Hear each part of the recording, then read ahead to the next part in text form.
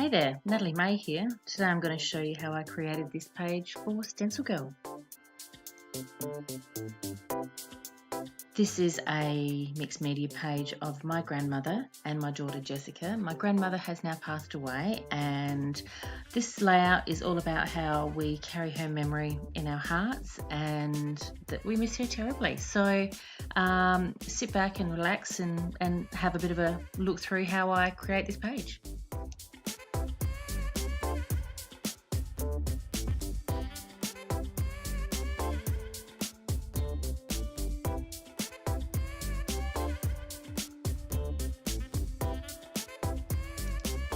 So I started off giving my page a bit of a coat with gel medium first, just to seal it, and then I'm using 13 Arch Gesso, and what am I using? The Floral Frolics pattern stencil designed by Wendy Brightbill. Now I loved this stencil because it just enabled me to create a really cool background pattern and something that I wanted to add a little colour in and around later on. And I'm using this thick heavy gesso by 13 Arts because it has a lot of body and it holds its shape really, really well.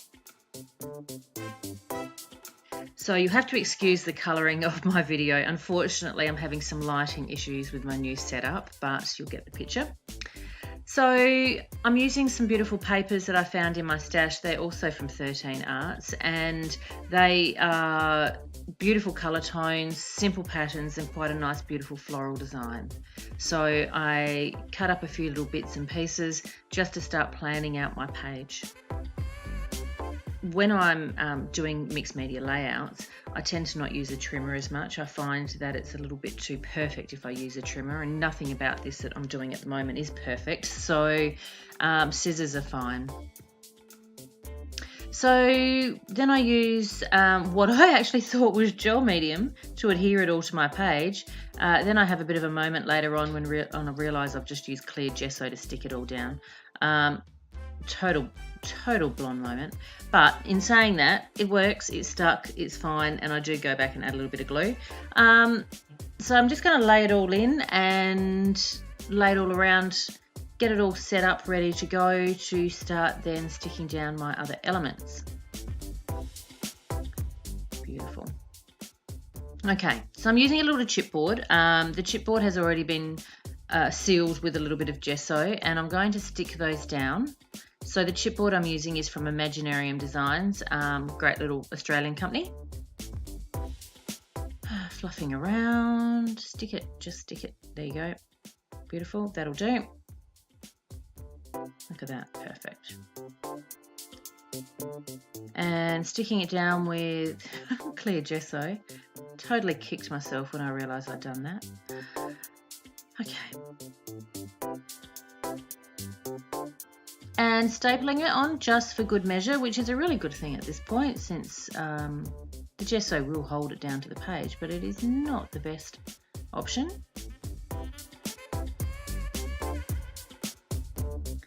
Oh, and that's the point that I realised it's clear gesso, not gel medium. So in with the glue. So I pop a little bit of glue under just to make sure that I'm all stuck down really, really nicely. Does anybody else have days like that when you can't work out what on earth you're doing, or is it just me? Anyway, what am I doing next? Okay, out with the gesso again.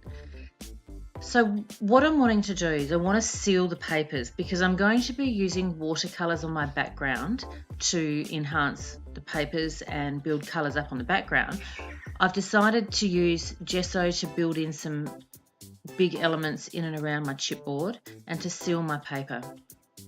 At this point, you'll notice that there's that little grid there. That's from the Stencil Club May 2016 stencil from Terry Stegmiller. Now, I decided to use that with a bit of gesso, but I don't quite know why I didn't film it. And now I'm going over the top with the Peony Blooms by Wendy Brightbill. It's all about creating these beautiful, beautiful layers in the background. So I'm using black archival ink with the Peony Blooms so that it's permanent when I go and add the colour in a moment. So I'm just using a little sponge blender to get that on so that it gets on there nice and smooth. So I'm starting to build these beautiful layers in my background, all of these beautiful florals.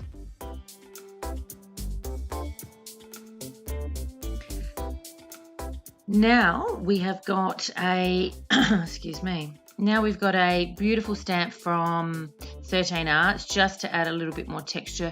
It's all going to slip into the background, and to be perfectly honest, you don't actually see a whole lot of it once I get the photo on and get the colour on. But it's about, like I said, creating some of these elements in the background just so that you can build it up. So I'm wanting to stick some micro beads and some little balls and some texture onto my page. So I'm using gel medium. Now this is actually gel medium this time, and I'm getting those on with my little spoon. So just swiping the gel medium on and then getting my seed beads and the little balls and little what are they called? Microspheres, and getting them onto my page. So sprinkling them onto the wet bits and then allowing them to dry. I do hit them with the heat gun to help dry off that process. And making sure that they are all stuck down really, really well. What I also like to do is use a little glossy accents or dimensional magic just to pour over the top to make sure that they're really, really stuck down.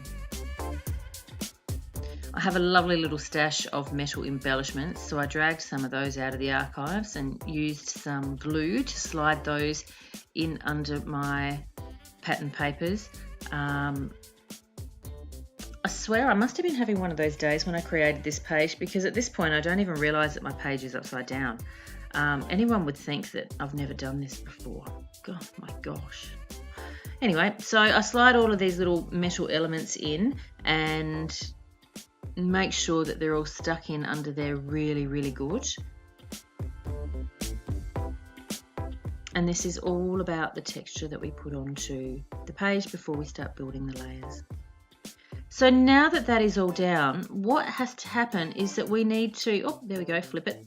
We need to completely cover it with gesso. Because we're going to be adding colour with watercolours, the gesso is going to make it all a similar sort of surface so that the colour stays on it the same, and we end up with the same shades, the same blends, and making it all work in together.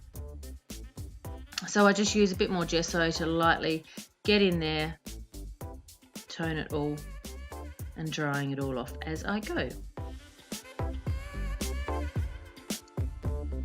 So, am I nearly done? Drying. It did take a little bit of drying, and then it has to be 100% dry before we use anything else after that. So I'm using the 13 Arts watercolours. These are currently my favourite watercolours. They're extremely high quality and at a really, really good price point as well. And they're all hand packaged. But I'm only using, say, 4 colours out of this selection. So the entire project is nothing more than layering. Layering up the colours, adding water, spreading it out a bit, but letting the colour pool in and around my mixed media elements. Now what's actually happening in the background is all of that beautiful stenciling that I did earlier, all of that has created these little lumps and bumps with the gesso, but the watercolour is actually going to pool in and around that. So there's lots of colour going on, lots of water, as you can see. Now that big black gooby bit in the middle there, that is because I'm testing out the colour. I know that's exactly where I'm going to sit my photo, so it doesn't matter if I do a big bit in the middle there because I'm going to cover it up with my photograph. So I move all around the page with my paintbrush and add the colour, building it up, lots of layers, taking a little bit of excess water off where I need to, but building up all of that beautiful colour. Now I've decided that I want to stick on a little bit more with my stencil. So again, I'm using that the mesh stencil from the Mary Quite Contrary Stencil Club May 2016 kit, and using a little bit of paint to go around my page. little bit more in the way of textural elements with some cotton, and using just some glossy accents to stick that down. So just to give the page a little bit more texture to it. So mixed media is all about texture. It's all about layers. It's all about the bits that you want to touch and feel. But on the other hand, it's not too bulky either, so it's definitely going to still fit into a sleeve to go into my albums, eventually anyway. So you can see at this point where I have worked all the way around my page, enhancing all of that beautiful stenciling, creating some lovely, lovely puddles of colour, and making it all work in with the background. Okay. Adding a little bit of red. At this point, I kind of realised that it could have added a bit more pop of colour, so I went back over with the red watercolour just to make sure that I gave it that little bit of pop, and just sprinkled a little bit of it around the page. It's kind of looking pretty cool. I especially love that bottom left-hand bit on the page where you can see the stencilings come up gorgeous. A few splatters of white splash ink. I do love using this, and again it gives it a final little layer. I couldn't find a paintbrush, so you'll notice I'm using a cable tie to do my splattering. Just going with whatever works. Enhancing some of those leaves and blending them in a little.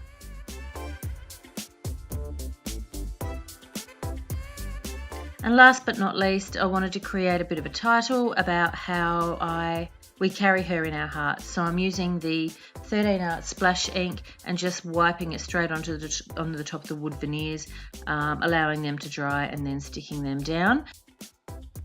And then I also add a little bit of journaling direct to my page as well, and there's also some on the back. Now I have used the Floral Frolics pattern stencil by Wendy Brightbill, Peony Blooms also by Wendy Brightbill, and the Stencil Club May 2016 stencil, the 4x4 out of that kit, designed by Terry Stegmiller. So thanks for watching and listening to me ramble, and I hope you have a fantastic day. Cheers.